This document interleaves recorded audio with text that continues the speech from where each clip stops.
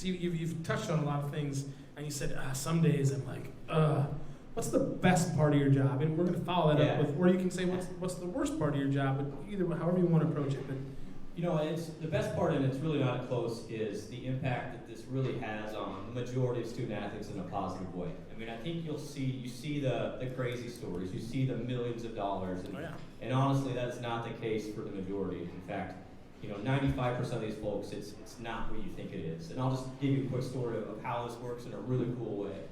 So Iowa State had a player on his football team, graduated last year, named Anthony Johnson. I'm sure everybody know Anthony now with the Packers. And so Anthony, if you know his story at all, he's an amazing, amazing kid. But Anthony grew up in some really rough conditions in St. Petersburg, Florida.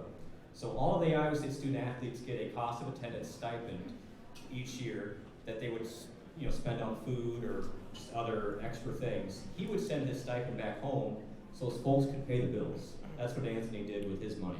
His folks had not really even been to Ames to watch him play because they couldn't afford it.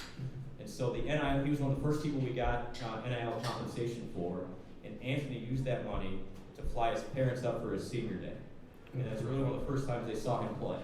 And that's the kind of money that we utilized. But the cool part of that story is Anthony was so touched. It wasn't that much money. I'll be honest, everybody in this room, we're talking a couple $1,000s for Anthony so he could get his folks back up to Ames.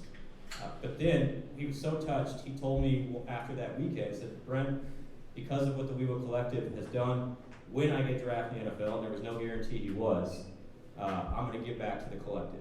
So he gets picked by the Packers in the 6th round, made a very nice donation back to the collective on the Monday following when he got drafted. Okay.